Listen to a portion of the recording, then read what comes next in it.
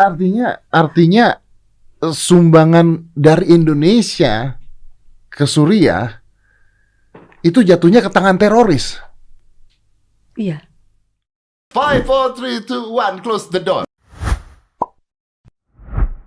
Ini mungkin akan menjadi salah satu podcast yang paling menyeramkan, membuka fakta, konspirasi, hal-hal yang tidak pernah terbayangkan, termasuk saya akan opening dulu, termasuk contohnya adalah tentang ISIS dibuat siapa, tentang sumbangan-sumbangan yang selama ini dihebohkan di Indonesia, tentang membantu Suriah, ternyata sebagian besar adalah untuk membantu terorisme.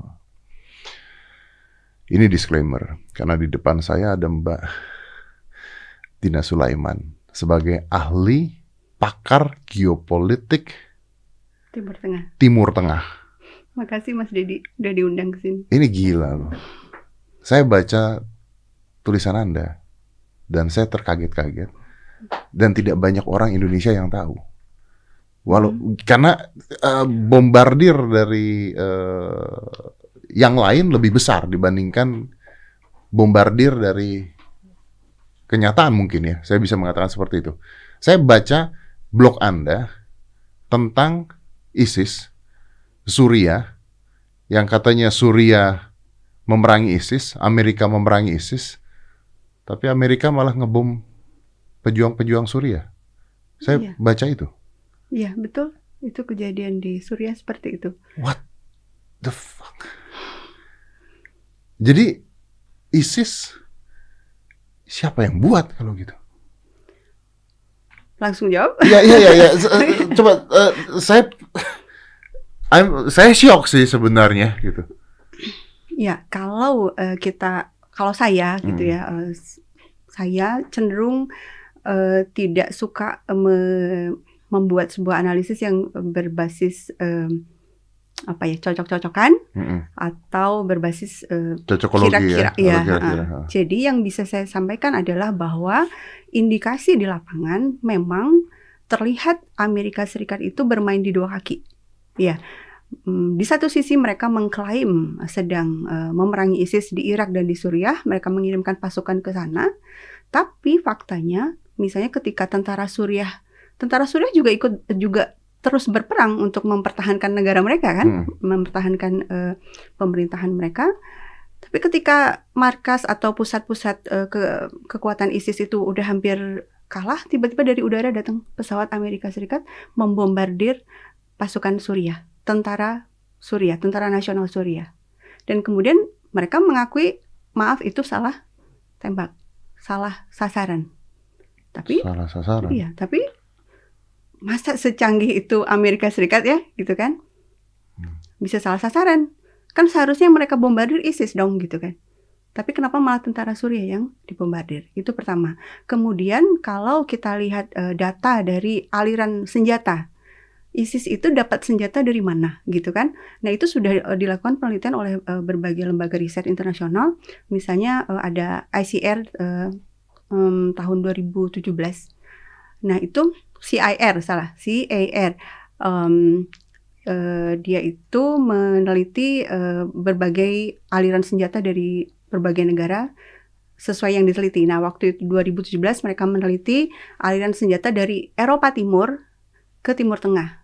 Nah, mereka menemukan keanehan, kejanggalan, banyak sekali senjata-senjata yang diimpor oleh negara-negara Teluk yang mereka itu bukan pemakai senjata Eropa Timur. Negara-negara Teluk itu kan pemakai senjata Barat. Misalnya Amerika Serikat, Prancis, Inggris gitu. Tapi mereka mengimpor besar-besaran senjata dari Eropa Timur, dan itu kan ketahuan jenis-jenisnya apa saja. Dan ternyata jatuh ke tangan para teroris di Suriah. Nah, artinya di situ apa gitu kan? Di situ artinya Amerika Serikat dan bersama negara-negara Teluk itu menyuplai senjata kepada para teroris di Suriah. Oke, sebenarnya kan perdagangan senjata itu menjadi salah satu perdagangan terbesar di Amerika, bisnis perdagangan senjata itu terbesar di Amerika. Saya kemarin ngobrol sama Mardigu, ya, walaupun banyak yang meng-cancel kata-kata beliau ya, karena beliau kan punya teori konspirasi ala beliau gitu ya. Tapi ada satu kata-kata yang menarik gitu ketika dia di sini, dia bilang gini sama saya, gimana gua bisa suka sama Joe Biden? Orang ISIS dia yang buat. Begitu. Ya, kalau dia kan ya gitulah orangnya ya. Tapi is that possible bahwa memang ini dibuat sama misalnya konspirasi dengan Amerika yang membuat supaya mereka bisa menguasai negaranya? Sangat mungkin karena rekam jejak Amerika Serikat memang pernah melakukan hal semacam itu. Misalnya ketika perang Afghanistan, waktu itu kan Rusia, Uni Soviet waktu itu ya datang ke Afghanistan, ya bisa dikatakan menduduki Afghanistan. Amerika Serikat nggak mau terima. Kan waktu itu perang dingin ya. Nah itu kan memang kemudian diakui, bertahun-tahun kemudian diakui bahwa memang Amerika Serikat membiayai berdirinya kelompok-kelompok pejuang, tanda kutip mujahidin gitu kan, untuk dengan tujuan untuk melawan Rusia, Uni Soviet. Nah kemudian mereka juga membiayai pembuatan buku-buku pelajaran anak-anak yang disebarkan di sekolah-sekolah di perbatasan Afghanistan Pakistan. Dan buku-buku itu memang ada, ya. Dan memang itu resmi dibiayai oleh USAID. Ini sudah diakui ya? Diakui, ini data gitu data, ya. Data. Nah, di buku-buku itu, buku-buku pelajaran SD itu, contohnya apa? Misalnya ada 5 komunis, kemudian ditembak 1, berarti tinggal berapa komunis? Tinggal 4. Nah, gitu loh. Cara ngajarkannya kayak gitu. Bukan ada burung di pohon ditembak 1 ya. Tapi komunis. Jadi mereka mengajarkan radikalisme itu sejak SD, sejak kecil ke anak-anak di sana. Dan mereka yang kemudian tumbuh besar, itu kan tahun 90-an. Tumbuh besar menjadi bergabung dengan kelompok-kelompok teroris yang ada sekarang, Al-Qaeda dan lain-lain. Okay, what is the point? Kenapa mereka harus membuat terorisme? Tujuannya apa? Menguasai negaranya? Hillary Clinton sendiri menyebut itu investment di pidatonya. The terrorist? Investment, maksudnya investasi. Jadi menguasai negara tersebut atau membuat terorisme? Jadi kan tadi saya bercerita bahwa Amerika Serikat memang secara sadar membiayai betul. Terbentuknya kelompok-kelompok mujahidin ini, yang akhirnya kemudian berkembang menjadi Al-Qaeda, kemudian sekarang ini berkembang menjadi ISIS. Itu kan akarnya di sana.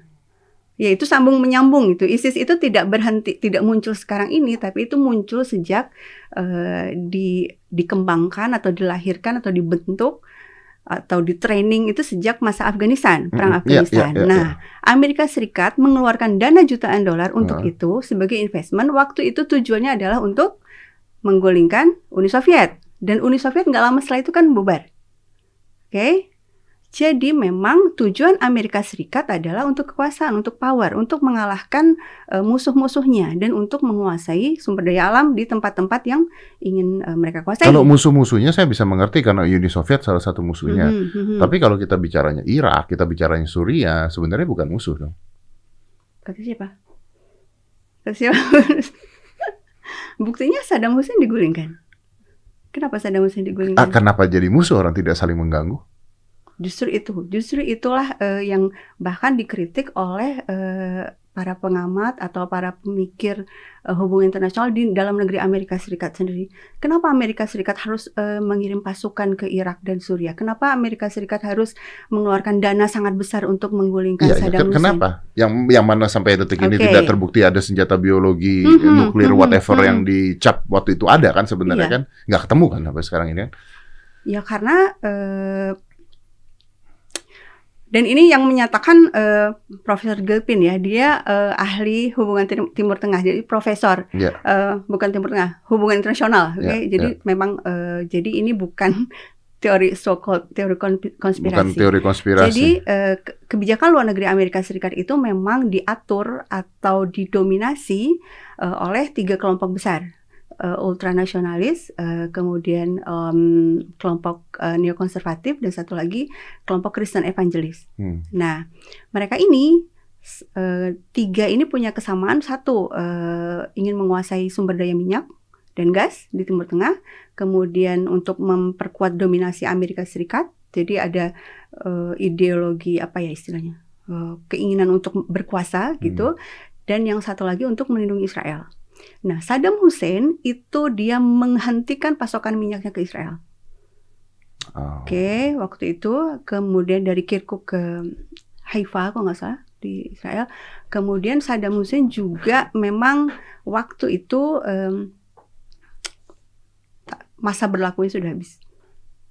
Masa berlakunya sudah habis. Artinya memang dia awalnya memang dianggap sebagai sekutunya Amerika Serikat, tapi setelah itu ya Amerika Serikat merasa perlu mengganti dengan orang lain yang lebih bisa diatur misalnya kan, yang lebih bisa berkompromi.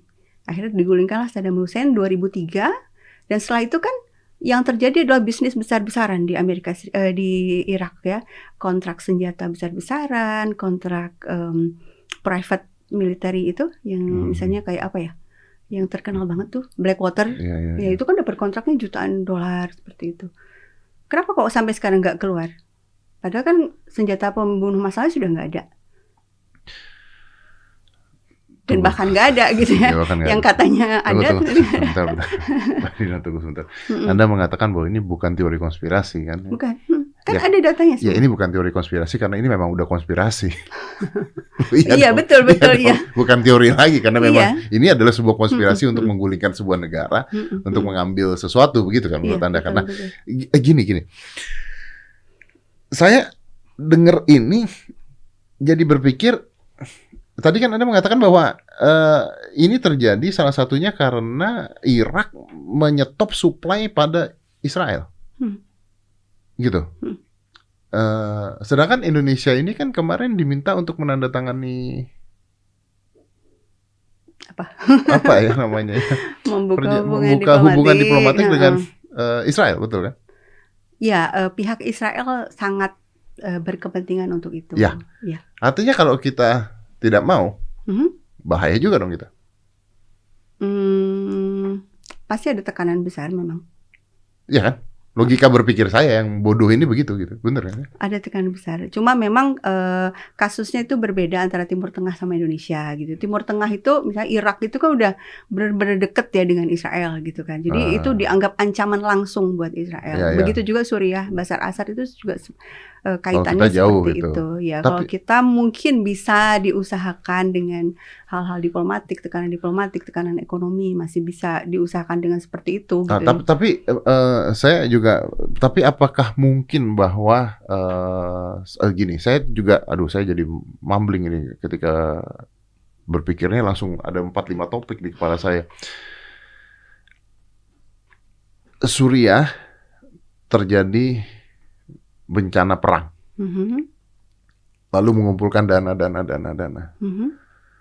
Anda yang mengumpulkan dana para terorisnya ya?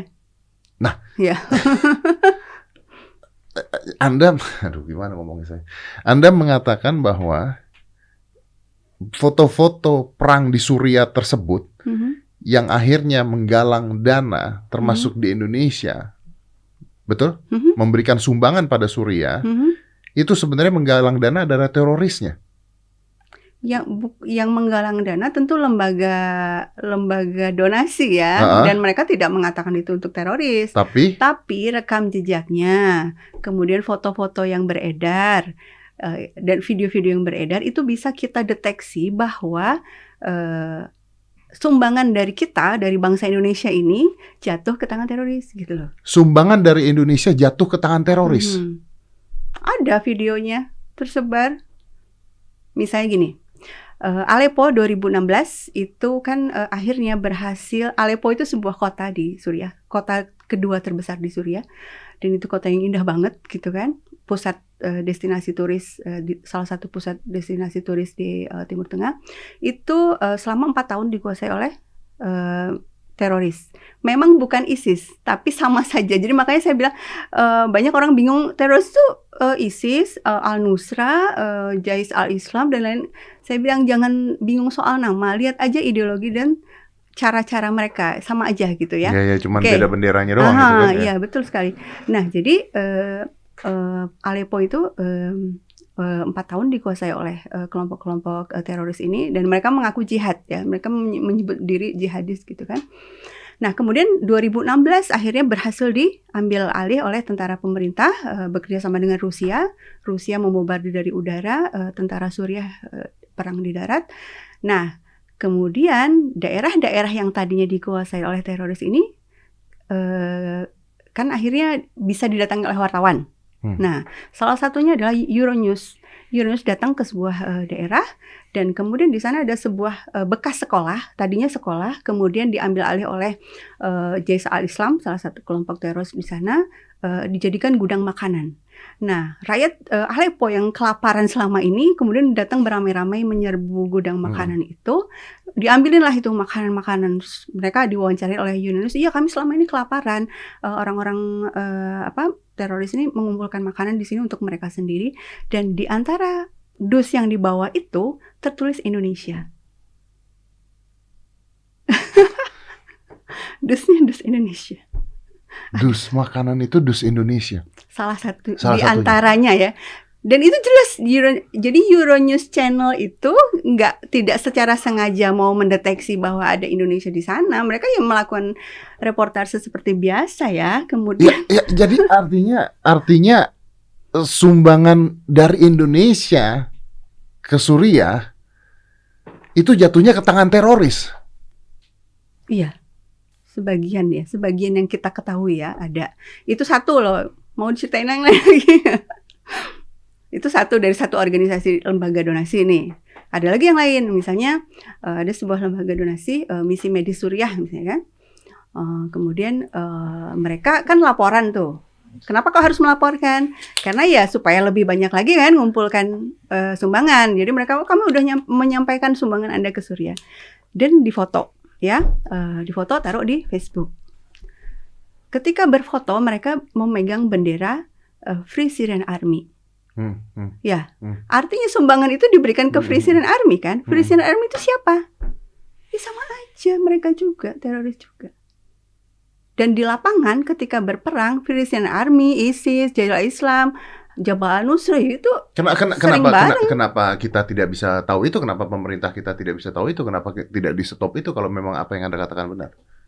Nah, itu juga pertanyaan saya ya. Saya udah ngomong sejak menulis. Sejak 2012 itu udah sering melakukan pembongkaran berbagai foto-foto palsu itu, kemudian juga juga menulis tentang jadi misalnya lembaga tertentu ngasih sumbangan tapi sambil ngibarin bendera Free Syrian Army atau apa, itu udah berkali-kali nulis. Mungkin nggak baca tulisan saya mungkin. Saya mau berkata kasar boleh? Oke. Mbak Dina, apakah memungkinkan kalau misalnya seperti ini, saya berteori bisa saja misalnya radikalisme atau misalnya terorisme atau apapun itu di Indonesia dibiayai oleh pihak luar supaya terjadi kekacauan sampai akhirnya Indonesia harus direbut atau diduduki? Untuk saat ini kalau data, kalau kita pakai data memang ada aliran dana dari negara-negara Teluk ya kepada lembaga-lembaga di Indonesia yang memiliki ideologi-ideologi yang biasanya akan berkembang menjadi kelompok radikal dan terorisme. Nah, tapi kan saya sebagai istilahnya orang luar, artinya saya nggak bisa melacak isi PPATK kan, saya bukan orang yang bisa masuk ke dalam kayak gitu kan. Jadi saya yang paling saya bisa jawab adalah ada terlihat indikasi-indikasi seperti itu. Ya, itu untuk Indonesia. Tapi lembaga yang sama, negara-negara Teluk yang sama itu kalau di negara-negara Eropa itu sudah dikritik karena memberikan, kalau jadi di negara-negara Eropa mereka udah ngomong misalnya Arab Saudi gitu ya, harus dihentikan dananya karena dana ini akhirnya ternyata mengalir kepada kelompok-kelompok garis keras di negara mereka. Jadi mereka udah bersuara kalau di negara Eropa sih gitu ya. Nah, dana itu kelompok-kelompok yang sama, yayasan-yayasan itu juga mengalirkan dananya juga ke Indonesia. Nah, bagaimana kemana di Indonesia, siapa yang menerima, yaitu sebenarnya mudah sekali dilacak kalau mau ya. Kalau mau ya. Harusnya mau dong. Ya, harusnya. Anda seram sekali. Iya, saya juga heran ini kenapa harus terjebak dalam pembicaraan ini. Urusan ini. Nah, itu mengartikan bahwa aduh gimana bicaranya, saya juga bingung. Itu mengartikan bahwa kita harus bisa menyetop ini kan, atau tidak mungkin disetop karena terlalu adidaya yang dilawan. Harus bisa, seharusnya bisa, dan itu justru itu yang paling penting dilakukan. Salah satu yang paling penting dilakukan kalau betul-betul serius ingin menyetop radikalisme di Indonesia. Pertama, aliran dana harus di stop. Ya kan? Kalau nggak ada dana kan mereka nggak bisa ngapa-ngapain, nggak bisa mencetak buku, nggak bisa mengadakan pengajian-pengajian. Ya, bukannya anti pengajian enggak gitu ya. Saya Muslim, saya melakukan semua yang diperintahkan Allah, insya Allah saya juga naik haji gitu ya. Tapi kan yang dimaksudkan yang apa ya? Kajian-kajian yang bermuatan radikalisme. Gitu ya. Tapi ini ternyata sudah ada beritanya ya, PPATK, pendanaan jaringan ISIS berkedok lembaga dakwah. Ini 2017 kan itu habis Aleppo itu, yang waktu itu sempat ramai kok memang di media yang waktu Euronews Channel secara tidak sengaja menangkap punya box makan waktu itu sempat bergulir ya, dan bahkan itu juga ada berita itu, tapi setelah itu nggak ada kelanjutannya, sampai sekarang nggak ada kelanjutannya. Setelah itu nggak ada kelanjutannya. Cuma memang akhir-akhir ini sempat ada lagi kan, ada lembaga dana apa gitu kan yang akhirnya diusut oleh polisi, tapi bukan yang ini gitu, beda lagi. Artinya memang ISIS dan apapun ini, terorisme ini dan sebagainya, sebenarnya bukan masalah agama ya, tapi masalah dibuat, dikonsep dan cuci otak. Jadi ada kelompok-kelompok yang punya ideologi yang menafsirkan agama dengan cara yang salah. Tapi kan dibiayai. Pada akhirnya dibiayai ketika ada kepentingan. Jadi itu sudah ada dulu? Sudah. Kalau dirunut ideologi, coba berarti kalau perlu dirunut lagi ideologinya apa sih gitu ya. Jadi makanya tadi saya ceritakan bahwa kelompok-kelompok radikal atau teroris ini kan banyak nama. Ya, oke. Nah, yang penting diketahui adalah ideologinya. Jadi apa. Jadi gini. Saya sebagai orang bodoh, ya mending mengaku orang bodoh aja dibanding so pinter ya gitu ya. Tersalah. Saya sebagai orang bodoh menyimpulkan gini. Misalnya saya punya uang gede banget, besar banget gitu ya misalnya. Terus saya lihat nih ada preman-preman yang suka gila, yang suka apa gitu. Saya biayain gitu. Tapi dia sudah preman dulu. Sudah ideologi preman gitu. Bisa seperti itu. Bisa seperti itu. Jadi dikembangkan. Iya.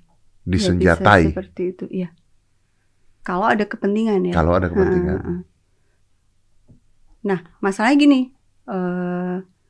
ideologi ini boleh disebut nggak? Atau nggak usah? Ya, pokoknya ideologi yang berbasis kekerasan ini itu kan memang berkembang sejak dulu gitu ya, sejak abad berapa ya? Saya lupa abad berapa sih.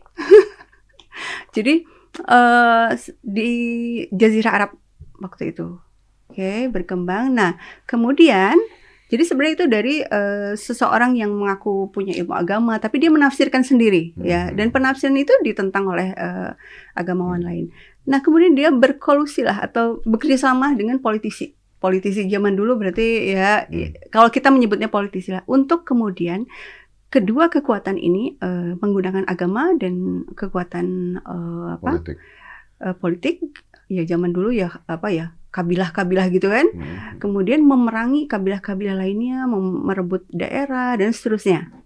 Oke, jadi untuk memang menguasai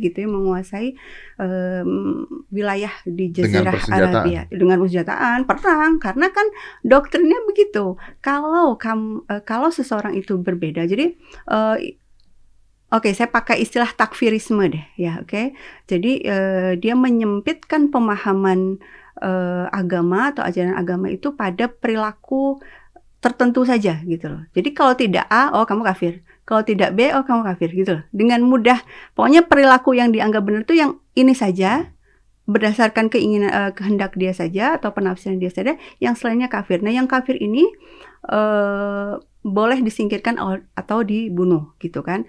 Nah, doktrin seperti ini kemudian dipakai untuk kemudian berperang, dan itu menjatuhkan sangat banyak korban di Jazirah Arab waktu itu.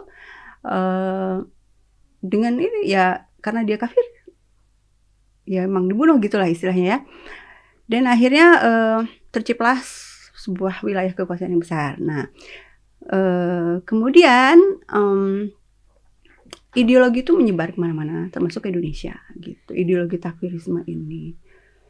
Nah, inilah yang menjadi salah satu bahan bakar utama dari kelompok-kelompok radikal. Jadi kelompok-kelompok radikal atau teroris itu dia itu pertama ideologinya takfirisme. Kemudian yang kedua, dia diberi informasi yang salah tentang dunia luar. Ya, jadi misalnya contohnya tentang Suriah. Orang-orang yang sudah punya ideologi takfirisme ini, ketika dia takfiri itu mungkin dia tidak melakukan apa-apa ya. Jadi di benaknya saja gitu loh. Jadi oh ini kafir, oh itu kafir gitulah. Oh jangan beli barang ini kafir misalnya gitu ya. Jadi individual lah sifatnya. Jangan beli barang-barang ini kafir gimana? Orang mereka juga bisa pakai barang-barang dari luar negeri kok. Misalnya. Oh naiknya mobil apa naik apa?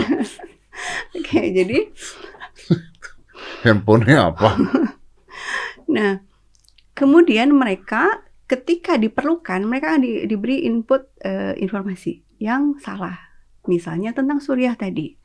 Diberilah informasi foto-foto hoax bertebaran. Jadi misalnya saudara-saudara kita di Aleppo sedang dibantai, perempuan-perempuannya diperkosa, ini foto genangan darahnya, pokoknya rame banget. Berikan infak terbaik Anda. Nah kemudian berikan infak terbaik, kemudian ada lagi yang menyeru jihad. Kita wajib berperang untuk menyelamatkan saudara-saudara kita. Nah, jadi yang tadi sudah dibekali dengan ideologi takfirisme, kemudian diinput dengan informasi-informasi yang salah, akhirnya muncul kemarahan. Jadi sebagian foto-foto tersebut yang mengatakan saudara-saudara kita diperkosa di sana, dibunuh di sana dan sebagainya, berikan infak Anda, itu dikumpulkan oleh mereka untuk berperang sebenarnya oleh teroris. Iya, dan bahkan, nah ini menariknya Mas Dedi. Jadi ini harus dilihat dengan global juga. Bahkan video-video. Jadi kalau yang amatiran itu dia pakai fotonya itu misalnya foto di Palestina misalnya ada anak berdarah-darah itu sebenarnya ditembak oleh tentara Israel, dikasih caption baru. Ini ditembak oleh tentara Suriah misalnya kayak gitu. Itu kan amatir banget ya, ada fotonya sudah ada dipakai. Atau kemudian anak-anak jasad-jasad di Irak, itu ada banyak sekali jasad waktu ada foto dan itu ternyata dan disebut itu korban senjata massal, korban pembantaian senjata kimia oleh Bashar al-Assad, disebutnya seperti itu. Padahal itu ternyata jasad orang-orang Irak yang diperangi oleh tentara Amerika Serikat. Nah, dikasih caption seperti bahwa jadi foto yang udah ada dikasih caption baru. Itu hoaxnya seperti itu. Tapi ada yang jauh lebih canggih yaitu video dan foto yang sengaja dibuat. Dan itu sudah level propaganda film berarti. Ya, dan itu dananya $23 juta dibiayai oleh Amerika Serikat secara resmi, dan kemudian 32 juta pound sterling dibiayai oleh Inggris. Untuk membuat tentu video saja propaganda ini. Tentu saja mereka mengatakan, ini kan angka tadi itu keluar dari mulut juru bicara Kementerian Luar Negeri Amerika Serikat dan dari Menteri Luar Negeri Inggris ya. Jadi ini data primer ya. Nah, itu mereka mengaku memberikannya kepada White Helmets. Nah, White Helmets ini mengaku dan diklaim oleh semua media mainstream sebagai lembaga relawan kemanusiaan di Suriah yang menolong orang-orang yang menjadi korban kekejaman tentara Suriah. Oke? Nah, yang dilakukan White Helmet di Suriah, mereka mengklaim menolong korban, tapi mereka membuat video yang sangat banyak tentang operasi-operasi penolongan itu. Jadi misalnya dari reruntuhan gitu kan, bikin video, wah ini kita habis dibombardir oleh tentara Rusia dan tentara Suriah gitu kan. Atau misalnya yang sempat jadi headline di hampir semua koran di seluruh dunia, itu ada anak kecil duduk di kursi oranye. Pernah inget gak ada? Nah, jadi itu di korban tentara Suriah gitu kan. Nah, itu dibuat oleh White Helmets. Nah, itu kan artinya, nah kemudian persoalannya, kemudian ketahuan banyak bahwa itu adalah apa isinya dibuat-buat gitu loh. Jadi misalnya si bocah yang di kursi oranye itu kemudian hari ketika Aleppo sudah dibebaskan, akhirnya ketahuan loh, enggak, waktu itu memang dibawa aja terus disuruh duduk terus difoto gitu loh. Nah, kemudian ada misalnya di beberapa video yang sama, di beberapa video yang berbeda ada orang-orang yang sama gitu loh. Loh, ini tujuannya untuk apa? Mereka kan katanya kalau misalnya dari pihak mereka membela terorisme, tapi di sini juga video ini juga seakan-akan kebalik, apa adu domba gitu atau gimana? Gini, jadi White Helmets ini, dia membuat video-video yang tujuannya adalah menceritakan kepada dunia, terutama publik di Barat ya, bahwa di Suriah sedang terjadi pembantaian besar-besaran terhadap rakyat sipil. Rakyat sipil. Ya, kayak video-video kan orang-orang yang terluka. Yang bantai siapa? Yang bantai menurut mereka adalah Bashar al-Assad, presiden Suriah gitu ya. Nah, problemnya adalah video-video itu kemudian terbukti hoax gitu loh, staging gitu. Jadi bukan berarti tujuannya adalah untuk membuat kekacauan supaya terorismenya berjalan, pemerintahnya rusak, perang gitu dong. Kalau untuk publik Barat, itu adalah mendatangkan simpati besar. Supaya negara-negara di Barat mendukung pemerintah mereka untuk menyerang Suriah. Oke. Kemudian yang kedua, penggalangan dana. Jadi mereka juga menggalang dana secara internasional kan. Nah, kemudian dampaknya buat Indonesia misalnya itu adalah video-video itu kemudian dipakai untuk menggalang dana juga. Satu, yang kedua untuk merekrut petempur. Jadi balik lagi ke awal, ideologi takfirisme kemudian diinput dengan berbagai informasi, baik informasi yang hoaxnya amatiran maupun yang udah level internasional itu, kemudian muncul kemarahan, muncul keinginan untuk berjuang, akhirnya mereka pergilah ke Suriah untuk berperang gitu. Nah, apakah ini bisa terjadi di Indonesia? Maksudnya? Ya, apakah ini bisa terjadi di Indonesia? Maksudnya ini kan didesain, dibuat. Apakah ini bisa juga satu saat terjadi di Indonesia? Ini kan saya jadi begini dong. Ini kan akhirnya bahwa negara-negara ini harus nurut dengan negara adidaya itu kan, at the end of the day kan. Benar nggak sih? Kalau Anda berbeda pendapat, Anda tidak memberikan apa yang mereka mau, ya dibuatlah kekacauan ini gitu kan. Benar nggak?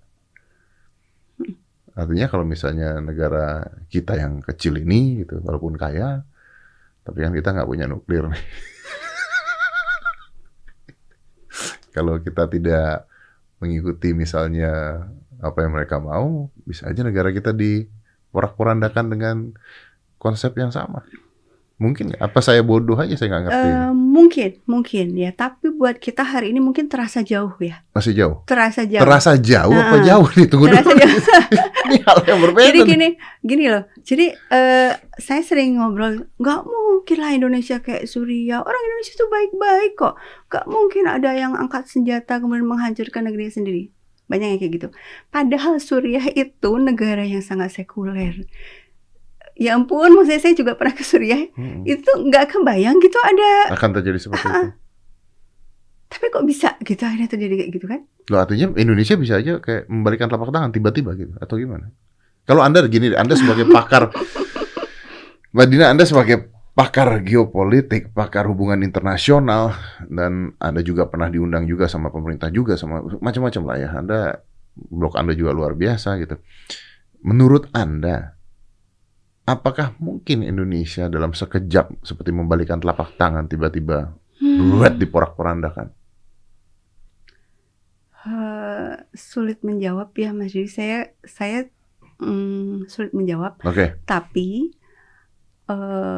sejarah kita di masa lalu kan itu memang ada ya kejadian-kejadian di mana ada kelompok-kelompok yang benar-benar angkat senjata gitu kan. Artinya apakah pemerintah saat ini dengan kejadian-kejadian kemarin ya, kita nggak usah sebut lah kemarin ngapain aja, adalah salah satu usaha untuk menyetop ini berkembang lebih jauh? Saya lihat sekarang pemerintah semakin serius ya, semakin tegas untuk mencegah radikalisme semakin berkembang. Cuma menurut saya jauh dari cukup gitu ya. Jadi hal-hal yang mendasar itu belum tersentuh gitu loh. Jadi lebih ke misalnya organisasinya gitu kan, misalnya Hizbut Tahrir dibubarkan misalnya kayak gitu kan. Tapi kan yang paling penting adalah ideologinya. Nah, ideologi itu kan ada di mana? Ada di buku misalnya kan. Ada di ceramah-ceramah misalnya. Ada di narasi-narasi di media. Website-website, orang dengan mudah membuat website sekarang, kemudian menyebarkan narasinya. Nah, itu kan berarti perlu edukasi secara masif, secara sistematis kepada seluruh rakyat Indonesia untuk bisa membedakan gitu ya. Mana sih sebenarnya narasi yang radikal itu kayak apa gitu loh. Karena mereka nggak akan mengajarkan terang-terangan dong, ngajarin wah kalau ini bunuh ya enggak kan, nggak ngajarkan dengan itu. Kan? Ada yang terang-terangan. Ya, tapi kalau di buku pelajaran sekolah, iya. Artinya itu hal-hal yang sangat mungkin bagi sebagian orang nggak ketangkep gitu loh, tapi ada yang bisa menangkap. Ini konten yang bermuatan radikal kayak gini nih gitu loh. Artinya buku pelajaran perlu dievaluasi lagi pelajaran sekolah. Jangan sampai gitu kayak kejadian di ya artinya kalaupun mau membereskan hal ini harus dari semua lini pemerintahan kan, dari Menkominfo, ya, pendidikan, Menteri Pendidikan, hampir semuanya kan berarti kan. Iya dong.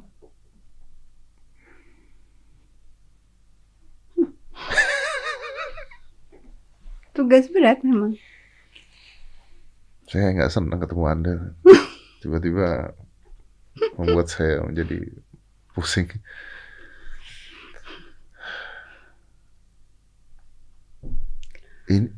Ini salah satu contoh buku pelajaran SMA. Soal tauhid memang merupakan ajaran paling dasar dalam Islam. Oleh karena itu tidak mengherankan kalau Muhammad bin Abdul Wahab memusatkan perhatian pada soal ini. Ia berpendapat sebagai berikut. A. Yang boleh dan harus sembah hanya Allah Subhanahu wa Ta'ala. Orang yang menyembah selain Allah telah musyrik dan boleh dibunuh.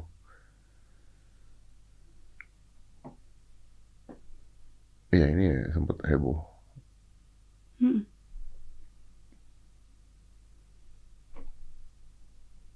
Ya, saya juga bingung. Bingung ya? Jadi apa ya, pekerjaannya itu terlalu besar gitu ya, banyak banget gitu. Tapi sebenarnya itu bisa kalau para pengambil keputusan pada itu sepakat yang paling penting paradigma dulu deh. Paradigma dulu disatuin gitu loh. Apa sih sebenarnya yang harus dilawan gitu loh. Kemana negara kita mau bergeraknya dan mau seperti apa gitu ya. Iya. Wah, artinya kalau misalnya tidak bisa terkontrol, lebih baik pindah warga negara. Tapi kalau di Gaza ada di mana-mana. Oh iya juga. Di Eropa aja sama banyak. Sama aja ya, pindah ke sana ketemu lagi kita.